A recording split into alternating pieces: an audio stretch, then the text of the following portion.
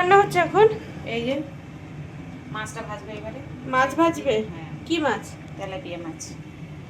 এই যে তেলাপিয়া। শুধু আলু দেবে? শুধু আলু, শুধু আলু দিব। আলু আগে ছেড়ে দিলে মাছের আগে? আলুটাকে আগে ভেজে রাখি, তাহলে আঁশটে গন্ধ বেরোবে না। মাছের তেলে আলু ভাজলে আঁশটে গন্ধ বেরোবে। সেই তো যাবে, মাছে আলুতে একই জায়গায়। না না, মাছের তেলে ভাজলে একটু আঁশটে আঁশটে গন্ধ বেরোবে, আগে ভেজে রাখলে গন্ধটা বেরোবে। তুলে দিচ্ছ? হ্যাঁ, লাল লাল করে ভেজে নিয়েছে। মাছ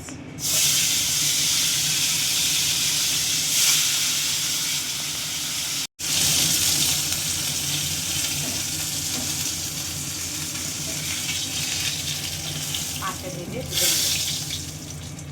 দিলাম।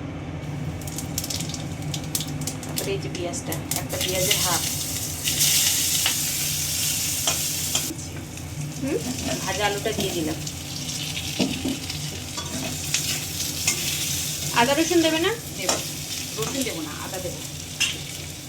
আদা জিরে, এটা শুকনো লঙ্কা বাটা, আজকে লাল লাল ভাজবি না। একটু জল দাও। দেবো।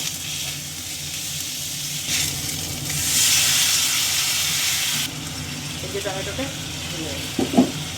একটা টমেটোর হাফটা আমি সকালবেলা আলু তরকারির মধ্যে দিয়েছিলাম, আর এই হাফটা দিয়ে দিলাম।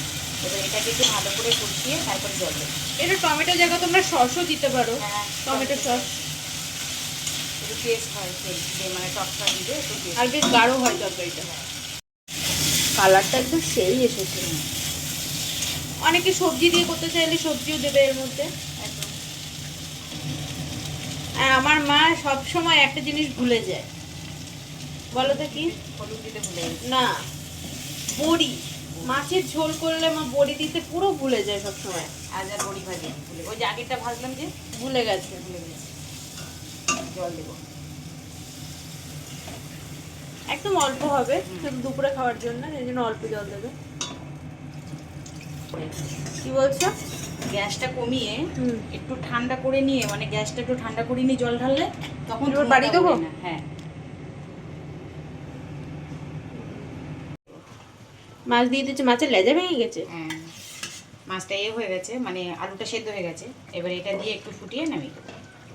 এটা কি এরকম পাতলা ঝোলই থাকবে? একটু হালকাই থাকবে, হ্যাঁ, ঝোলটা একটু হালকাই থাকবে। তাহলে আজকে তোমাদের সঙ্গে শেয়ার করলাম পুরো স্বাস্থ্যকর ঝোল।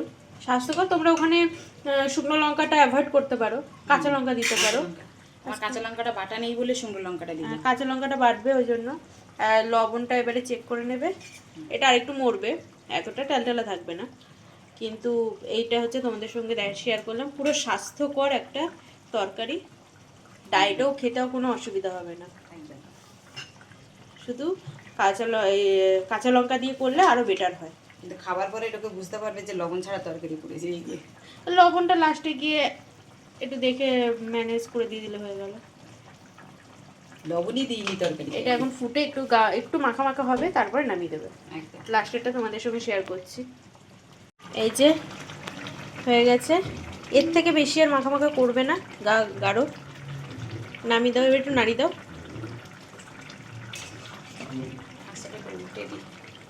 একদম পারফেক্ট। এবার খাওয়ার সময় দেখো। অনেকে বলে তেলাপিয়া কই খাওয়া আছে, একটুখানি ভাত আছে, শেষ হয়ে গেল তো। কেমন হয়েছে খেতে? দারুণ খেতে হয়েছে। ভালো হয়েছে। তোমরা এইভাবে অবশ্যই বানিয়ে খাবে। আলুটাকে অবশ্যই অ্যাভয়েড করবে।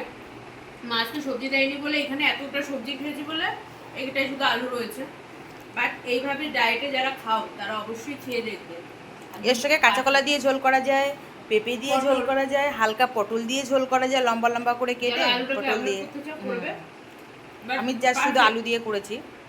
আমি একদম অল্প ভাত নিয়ে, যেহেতু এখন ডায়েটে রয়েছে, অল্প ভাত নিয়েছি, সেই জন্য অল্প ভাত দিয়ে আমার খাওয়া হয়ে গেছে। শুধু মাছটা খাবো এবারে। ঠিক আছে, চলো।